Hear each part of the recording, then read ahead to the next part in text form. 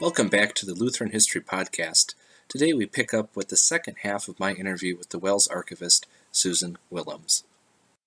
Switching gears here, apart from fulfilling research requests or assisting walk-ins with their request, you do some other things, as you already mentioned, in your typical week.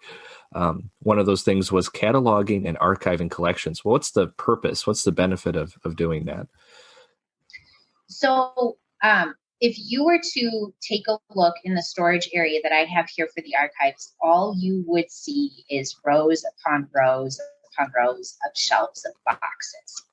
And that intimidates a lot of people, because how do you know what's in these boxes?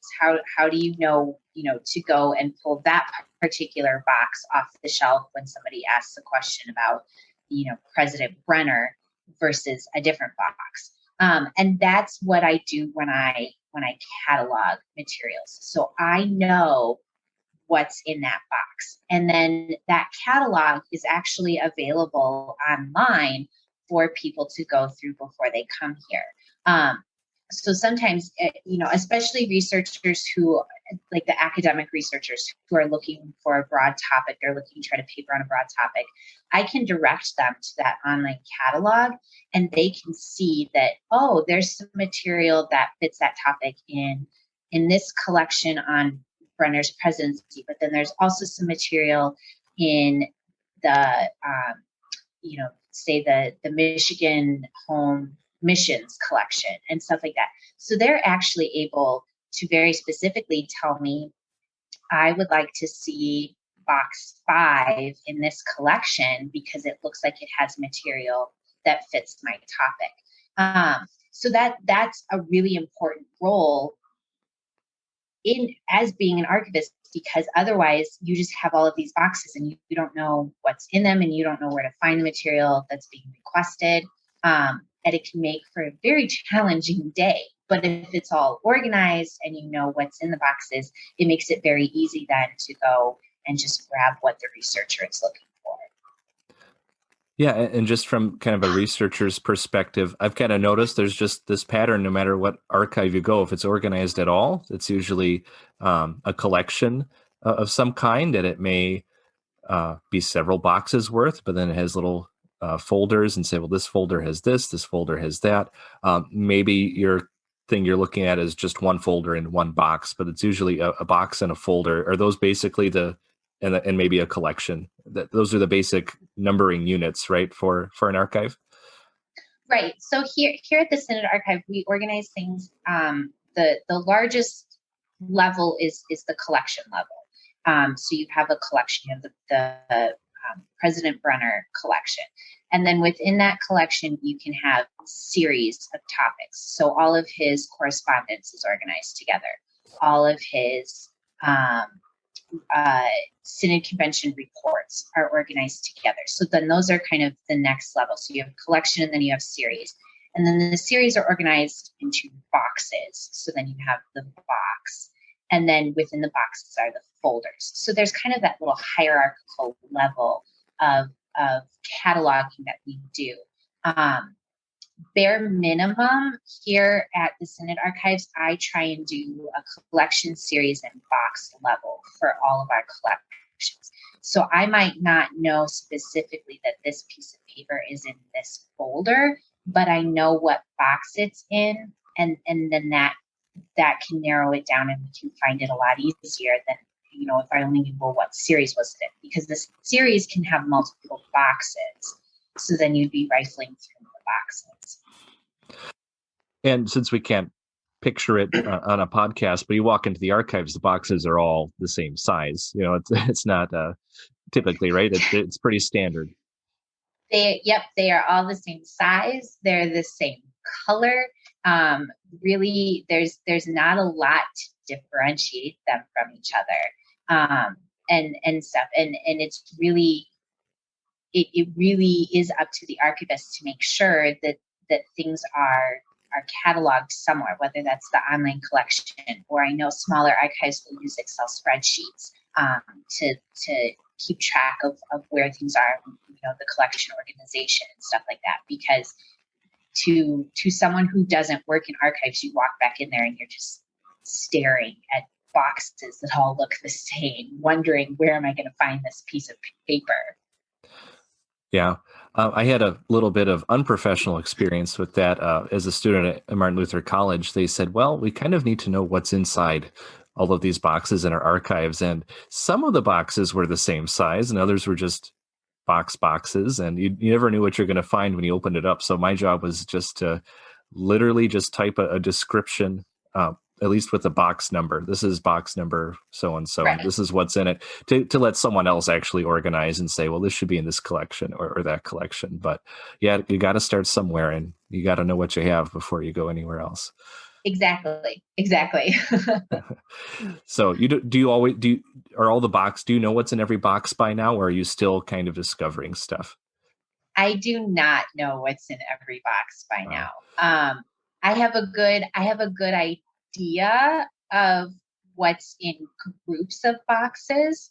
And so that was one of the benefits of being in charge of moving the archives from the seminary out to the Center for Mission Ministry, was that I really got to take the time to at least group boxes that had the same type of subject material together. So while I might not know what's in that particular box of a group, I know that, say, these 10 boxes all relate to home missions. And from there, I can kind of narrow it down. So that really was one of the big things that I did in that move preparation, was just try and group like boxes together, so that when I got them over here, like I said, I might not know what's in box number 2 of that group, but I know that all of those boxes relate to home missions. Yeah, there you go. Yeah, that was an opportunity. You're going to move them all anyways. You might as well move them in an organized way. So, right. Yeah. All right. Next, let's talk about your administrative duties. What do they look like? So, again, that kind of varies on time of year. Here in the Synod, every other year we have a Synod convention that's held where departments within the Synod have to give reports. So like this year, one of my big administrative roles was to write my report for what we call the Book of Reports and Memorials. And so all of that's used in preparation then for the Synod convention. So I tell in that report, I go over what I've done since the last Synod convention, what I'm currently working on, and what I plan to work on between now and the next Synod convention. So that's one of, so every other year that's a really big, major administrative task that I have. But day to day, it's keeping track of donations that come in, making sure that I have records of who donated what material, and stuff, so that we can make sure that we know where our material is coming from, and stuff like. So I track that. I also track the number of research requests that I am receiving, so that I can, in those reports that I have to do, I can say, in 2020, I fulfilled 100 research requests. In 2019, I fulfilled 175 research requests. You can see the difference in number there and stuff like that. That was 2019, and then 2020 happened, and stuff like that. So again, I do track all of that type of information. And so really that's a lot of what I do administratively is kind of groundwork for those major reports that I have to do when it comes to tracking where my donations are coming from, where they, the number of research requests that I'm helping to fulfill, and stuff like that. So that all ties into part of the administrative role that I have here. So, although the stereotype of an archivist might project an image of a stooped-over academic, never leaving the dimly lit room full of dusty manuscripts, your job takes you outside of a well-lit and clean archives quite frequently. Can you tell us about your role in conducting outreach and education? So that's actually probably one of my favorite parts of the job. I love a good research hunt and stuff like that, but I also really enjoy talking with people about history and about what I'm able to do here in the Synod Archives. So in a typical year, I would have an informational table at places like our Synod convention, district conventions, the LWMS, the Lutheran Women's Missionary Society, does an annual convention. I normally have a table there. And that just really gives me an opportunity to reach out to people who aren't local, who are, they're from around the country. They are WELS members. And they may not even know that we have an archive. So I'm able to let them know I'm here as a resource. We have pastors that are further out in our synod, out west in Colorado or California, who don't know that I'm available to help them, that I have resources here that can help them and their congregation, or even that I'm looking for them to donate things to the archive. I'm wanting them to send me bulletins from anniversaries. And when they write those church histories, I would love to have a copy here in the archive. So that really gives me an opportunity to talk to people about what I'm able to help them with, but then also how they can help me here in the Synod Archive by sending me those types of materials and stuff like that. I speak to small groups at congregations. I've spoken to women's groups at congregations. I've spoken to senior groups at congregations.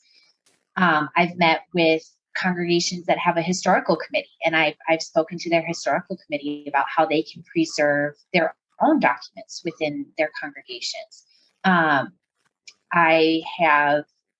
met with school groups, history classes at Luther Prep, or German class, advanced German students at Luther Prep and stuff like that, because up until the 1930s, a lot of our synod materials were in German. So it's a great resource then for German students to work on their translating skills and stuff like that. So there's really a lot of different things where I'm able to apply, the type of work that I do in the archive or research skills to various groups, that aren't just history classes and stuff like that. So it's a lot of fun to get out and meet people from around the country who have a love for our synod, who share our same faith and stuff like that, and teach them a little bit more about our synod's history and the things that I can help them with. Yeah. So does that kind of mean as the WELS archivist, you're kind of the face of WELS history to the synod? Is that have you ever thought of it that way? But you are kind of, I am WELS history coming to you in a way. A little bit. Yeah. I mean, when it comes to more of like the academic side of WELS history and stuff like that, people might be a little bit more familiar with an organization called the WELS Historical Institute. For a long time, they have been the face of WELS history and stuff like that, and everything. And I work very closely with them, with the WELS Institute or Historical Institute, to really try and promote interest in WELS history and stuff like that. So we each, they have a little bit different role than what I do when it comes to the preservation and the organizing and the cataloging and stuff like that. But we work very closely together. And in fact, if you happen to stop by my table, at one of these conferences or these conventions, you'll see that my table is a joint table with the Historical Institute. And so, because really at events like that, our main goal is to let people know that we have resources available to them if they are interested in history or if they want to learn about a certain aspect of history. Between the primary source material that I have here in the archive, and then, the publications and the articles and stuff that the Historical Institute publishes, we can cover a variety of different topics in WELS history and have something for all different types of interest in WELS history. Yeah, thanks for that explanation then. Yeah, I was going to ask later about the WELS Historical Institute and your relationship with them, but you're both promoting WELS history, but kind of in your own way. Kind of they have the polished project, and you're on the other end helping people with that research. Is that a fair way to summarize it? Okay. Yes. I'm helping those authors get to that polished product of synod history with their journal articles and stuff like that. So, but right, we do work together then, because like I said, our goal is the same. It's promotion and education of WELS history. Yeah. So as you go through, you mentioned a whole lot of different kinds of people, classrooms, historical committees, congregations. Do you have resources for people to kind of get them started on a research project? Like, for example, here are things a congregation should look for if they're going to write a congregational history, or maybe here's a sample outline if you're going to write a history book. Do you have stuff like that? So something along those lines, I really don't, because the topics are so varied, and writing history is a very personal endeavor. You talk to, you talk to the people who write books on, historical books and stuff like that. And usually what draws them to a topic is a deep personal interest in that topic. And usually when they're writing that history, the way they go about doing the research and writing it's all related to that personal interest. So everybody does that process a little bit differently. What I provide for congregations is I provide kind of the outline of things that each congregation should be keeping as part of their history. So things like, bulletins from anniversary services and installations of their pastors and called workers, dedications of new buildings, those types of, those bulletins from those kind of bigger events and special services. Keep copies of those and stuff like that. I tell them keep copies of all of the meeting minutes from the various committees and organizations that you have at your church council, voters meeting minutes, elders meeting minutes, those types of things.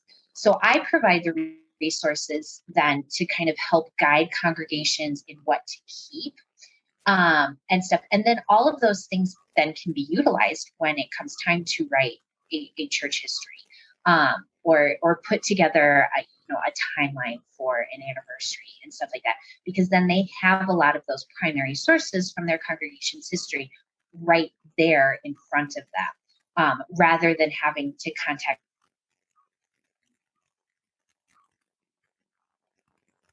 there that I suggest for congregations, not so much in how to write those histories.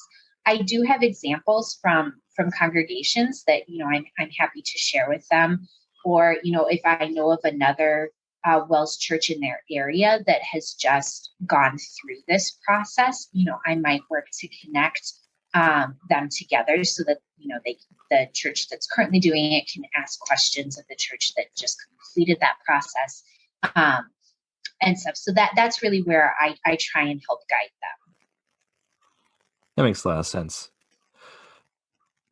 So I also wanted to ask a bit more about your professional development. What role does that have in your work as the WELS archivist?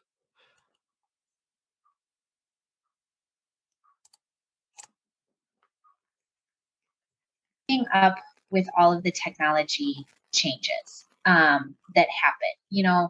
One of my favorite kind of shock and awe things to do when I have school groups come through here, and they ask me, why do I keep the paper from all of these things? Why don't I just scan it and then get rid of it? And one of my favorite things to do is pull out a floppy disk and show them a floppy disk and say, well, so this floppy disk is from, like 1998 or something like that and everything. I don't have a way to access this on my computer. I don't know what's on this floppy disk because I don't have that drive anymore on my computer. But I can go back to my archives and I can pull out a piece of paper from 1827. And if I could read German, I could tell you exactly what it says on there because I have that physical paper in front of me. So one of the big challenges as an archivist is really just staying on top of all of the technology changes that are just flooding our world today. And it's things like how we save things. You know, floppy disks were huge. Now they are completely irrelevant.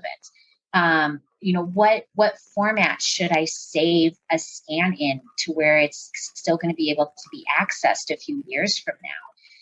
So when it comes to professional development, there are devoted organizations for archivists to be a part of where we can have these conversations with each other and we can bounce ideas off of each other, or we can ask questions of each other. You know, how do you handle this in your archives? What do you do about this? Here's what I do for this topic, and stuff. So as part of my professional development, I'm a member of a couple of those different organizations. You know, we have virtual conferences, we have in-person conferences where we can learn, you know, what's the latest when it comes to scanning documents. Do we save them as a PDF? Is there a new format that's coming out? How does that compare? And stuff, because really that is the biggest challenge that we face, especially in today's society where people aren't creating paper anymore. They're creating digital files, or they're creating, you know, everything is digital and stuff. And we are creating more material every day than people could create in a year or in 2 years. And how do we sift through and pick what's worth saving? And because saving digital material, it takes up a lot of space, making it very expensive. So you have to really have those priorities of, okay, what do we save? How do we save it? How do we make sure it's not getting corrupt or lost down, you know, a black hole of technology? And so that's where professional development is key to stay involved with throughout your career as an archivist. Yeah, like any profession, you got to keep up with developments and know how Right. how other people are doing your job in a different way and maybe better. Right. Yeah. So I think you mentioned earlier that you're part of other groups and networks. You get to talk with other archivists and kind of get feedback from each other. Have you been able to meet with the handful of the other Lutheran archivists in the nation? Yes, actually, there's an organization called the Lutheran Historical Conference. And I was introduced to that conference by one of my former professors from Wisconsin Lutheran College, who has a passion for Lutheran history. He's involved with that organization, and he introduced me to it. And it's a great way to connect with other Lutheran historians and Lutheran archivists who understand some of the challenges of working in a church archive. You know, we do deal with material that is a little bit different than what a more traditional archive deals with. Like I said, you don't find all the personal papers here, and stuff like that. A lot of our research requests are slightly different than what you would get in a more traditional archive. And we deal with material that we might not actually be able to read. I don't know German. All of our Synod history up to a certain point is written in German. That provides a little bit of a roadblock for me when it comes to certain things. And I'm very blessed that I have volunteers that can read and interpret the German for me and help me with that. But there are a lot of other Lutheran archivists that have that same challenge. They're working with material that they, sometimes it's school papers from pastors that are written in Greek and Hebrew. that's a very specific language that not a lot, very few archivists are trained in that unless they have a background as a pastor or something like that. So we have some of those unique challenges and stuff like that. We serve a very specific community usually. We're helping serve congregations and pastors, not just average people who are interested in history and stuff like that. It's kind of a fine niche that we have here. And so having that support from the other archivists is really, it's fantastic to be able to have those conversations with them and find out how they do things or what kind of challenges they've been able to overcome. So that organization in particular is really fantastic. There's several Wells historians that are part of this organization. There's several Missouri Synod historians and archivists that are part of that, and then a lot of ELCA historians and archivists that are a part of that. And really, it's nice too because then we're able to forge those relationships to where if I'm not able to answer a research request because I feel that the congregation they were asking about was a Missouri Synod church and not a Wells church.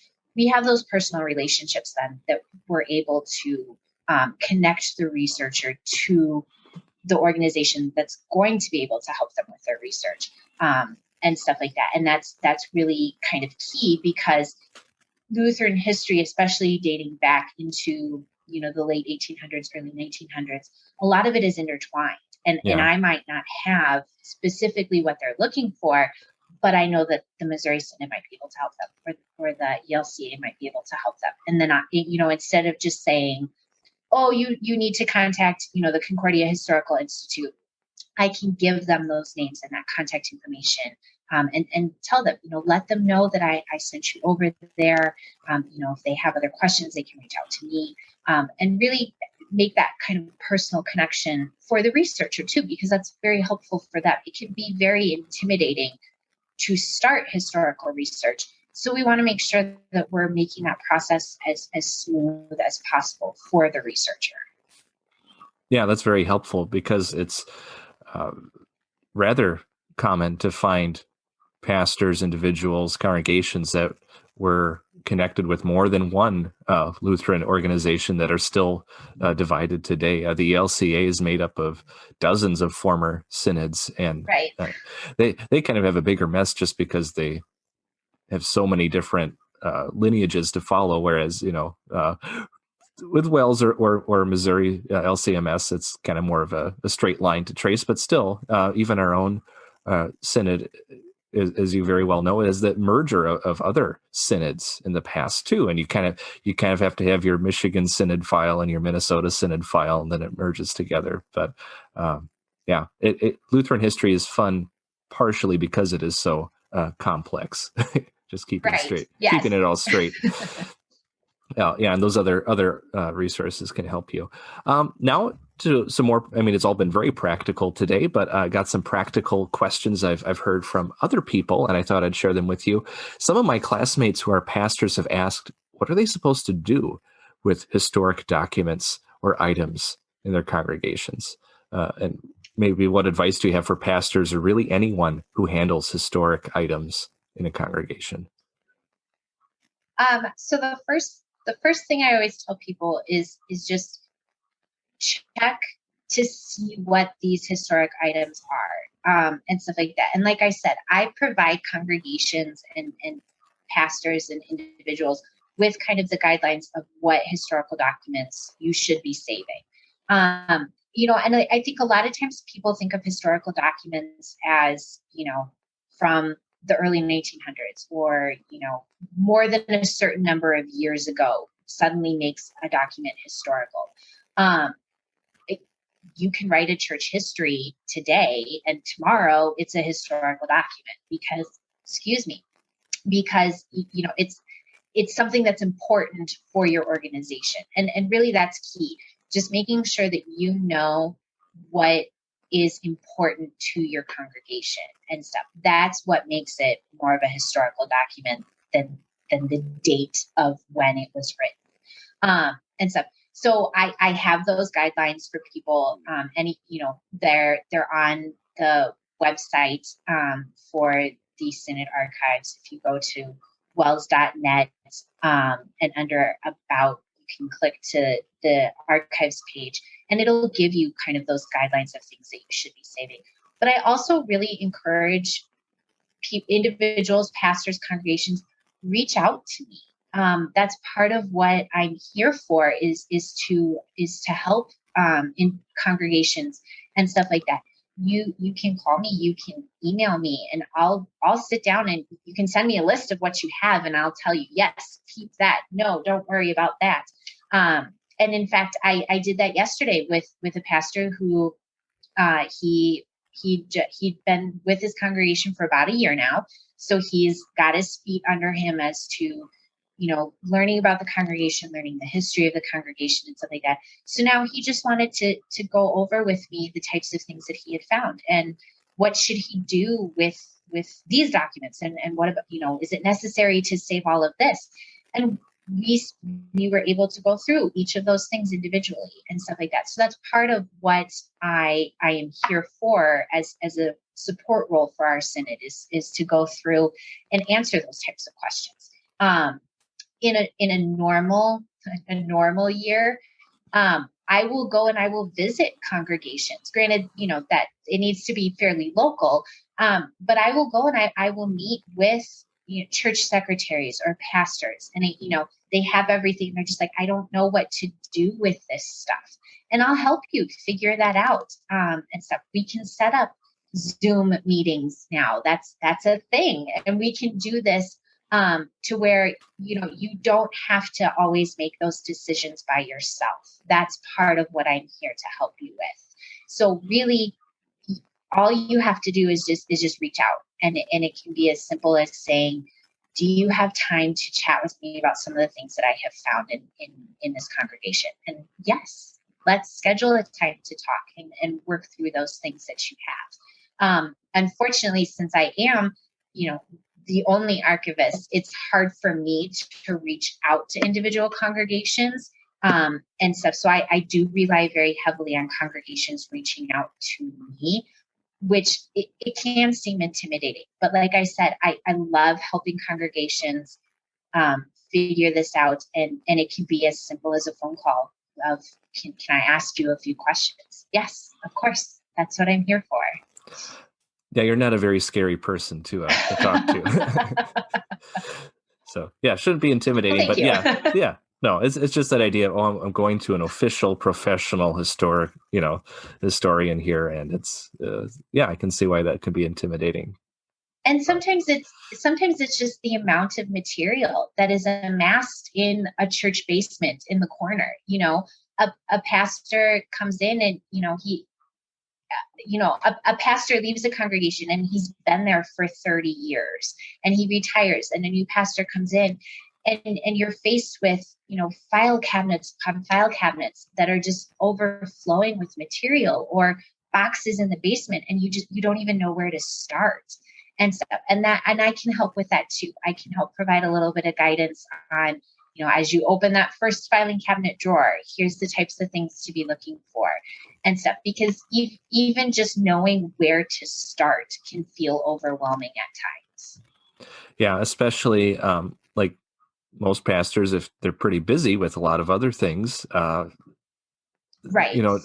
That pile of papers doesn't need ministering to. They're important, right, but there are a lot of other priorities. On one hand, there are two maybe bad things to do, is just ignore it forever. And the other worst thing to do would just be to throw it all away. So right, you'll help them figure out a good balance, and maybe turn to volunteers who know what they're doing too, would be a good advice. Exactly. And I think that's one thing that really shouldn't intimidate people when it comes to, historical documents and stuff like that. Anybody can work to put things, in an order.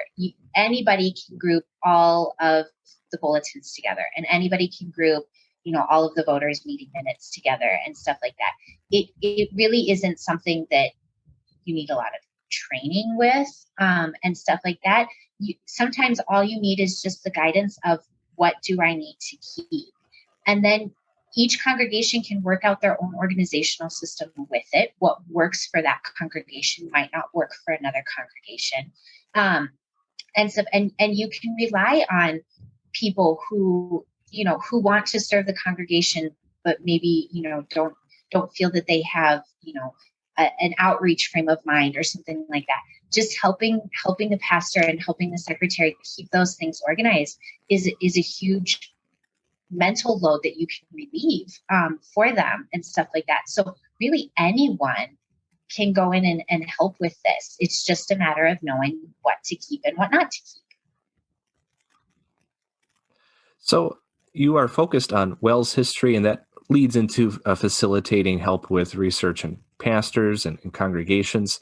But you mentioned sometimes there are people looking for kind of family history, and they're not really going to get that at WELS Archives because that's not its purpose. But do you have any advice or ideas for families who want to preserve some aspect of their family's Lutheran history?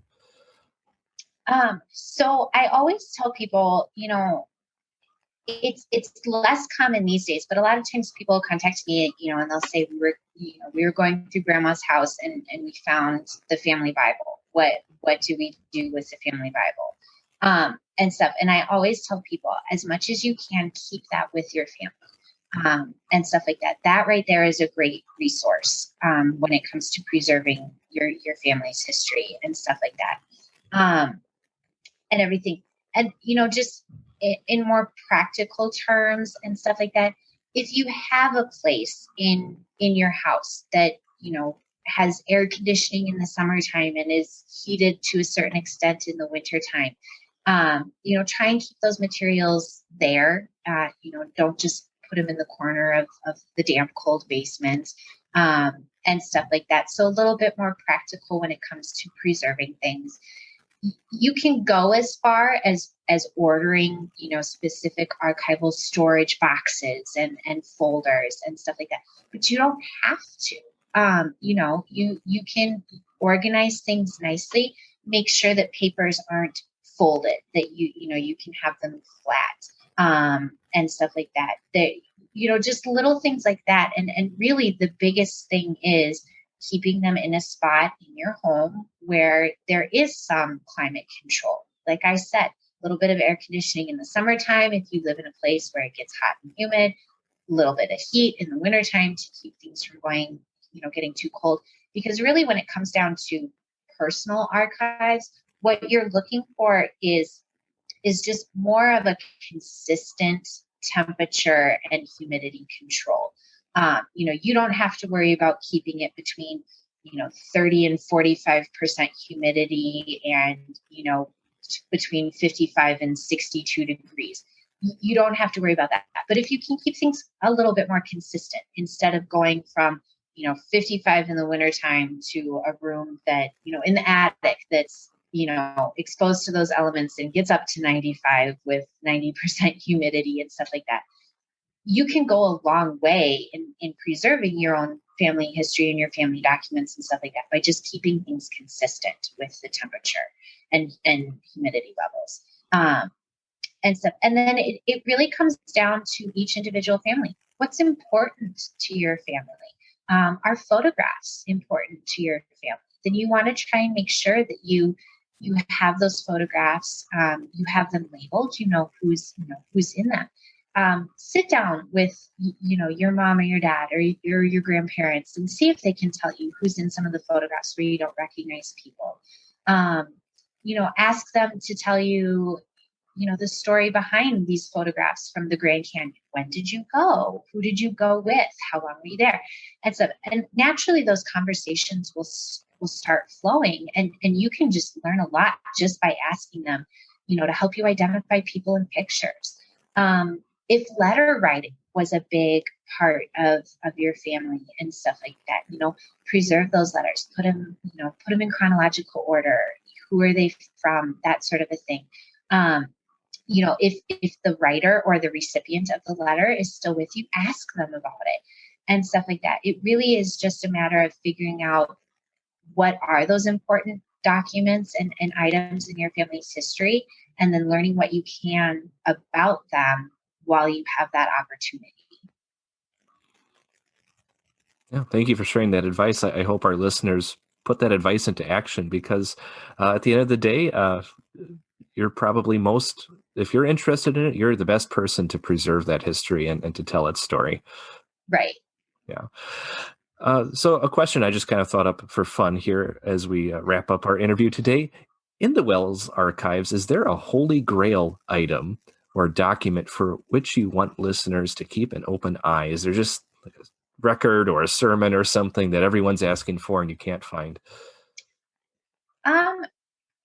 So it's really, there are certain things that I do tell people, keep an eye out for and stuff like that, because for so long, the archives was run by volunteers and stuff like that. And it was people who had a genuine interest and a genuine love for our Synod history. But there are gaps within our collection. There are certain presidents that we don't have papers from. And stuff like that. So there's a couple of different presidents who served our Synod in the early 1900s that we really don't have much material from. And so it's things like that. Pictures are always, pictures of congregations, of the actual physical church building. And so we get a lot of requests for pictures of the congregations, and I don't have many individual congregation pictures. Same goes for pastors. When congregations write their histories and stuff like that, it's always nice to have a picture of that very first pastor that served your congregation and stuff like that. It's also very challenging to find a picture of a pastor from 1875 that, the pictures weren't a big thing back then. So when we find them, they're kind of like those little gold nuggets and stuff like that you're able to share with the congregation. That here's a picture of your first pastor.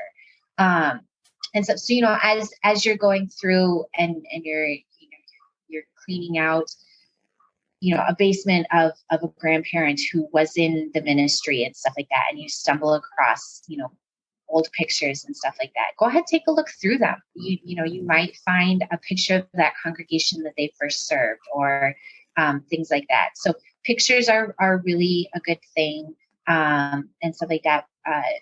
And like I said, there are some gaps that we have when it comes to like collections from Synod leadership roles and everything, because for a long time, what people don't really know about our Synod's history is that our Synod leadership, our presidents, they were also parish pastors. And it really wasn't until after, I believe it was in the late 1950s into the 1960s, that the president of our Synod was a full-time position. And the headquarters for our Synod moved around based on where the president was a pastor. So for a part of our Synod's history, the pastor who served as our Synod's president was based in Minnesota. So technically, our Synod was based in Minnesota during his time as president. And because of that, we do have, those gaps in papers for the Synod history, just because, that pastor was based in Minnesota, and for whatever reason, his papers never made it down to the main collection of archives. So yeah, there are a few things that I request that people, kind of keep an eye out for and stuff like that. But there's also a lot that we have here that's exciting to share with people. And one of my favorite things to pull out is we have the original Synod Constitution that has the signature of our founding pastors on it and everything. So that's kind of a fun, neat thing that I like to pull out when we have, especially students come through who, have just gone through a segment on Synod history or something like that. And it's neat to be able to show them the things that they're learning in class. We actually have those documents and stuff to back up what they're learning. That is really neat. The more hands-on, the more visual history gets, I think it's just easier to make a connection, and that makes it more meaningful somehow. So exactly. Yeah. Well, cool. Well, I hope many people, when possible, can come and visit um, the mission center there, the ministry center, and stop by and see the history department, I guess, of the building. I have not been there myself, actually, so I need to get over there when I can. But finally, if someone wanted to contact you either about research or about anything else, how can they reach you? How can they get in touch with you? Sure. So the best way to do that is through the Wells website, wells.net. And when you go to wells.net, you can, there's tabs at the top of the page. You can hover over the About section and it'll drop down and there'll be a link for our archives and stuff. And once you go to the archives page, there's down towards the bottom, there's a big red button that you can click and it says contact the archivist. And it'll take you to an online form that you can fill out and that goes directly to me. And you can ask your research requests through that. You can ask to, about donations. If you have questions about materials to be donated to the archives, you can ask that. If you're just looking for general information about how to do archive research and stuff like that, all of those questions you can ask and reach out to me through that big Contact the Synod Archivist button. And like I said, I do my best to make sure that I am staying on top of those requests and those questions so that there's not, usually there's not a big turnaround time and stuff like that. I'm able to handle those questions and those requests usually within 24 to 48 hours of when they are submitted.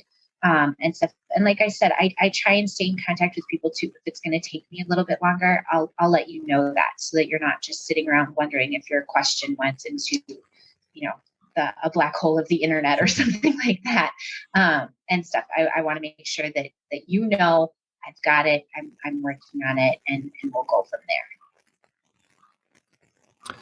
Well, thank you for sharing. I hope after today's podcast, you'll have more work to do. Maybe, I don't know if you want that, but I hope people do take advantage of your services and the work that you do for the Synod. So Susan Willems, thank you so much for joining us today. Thank you.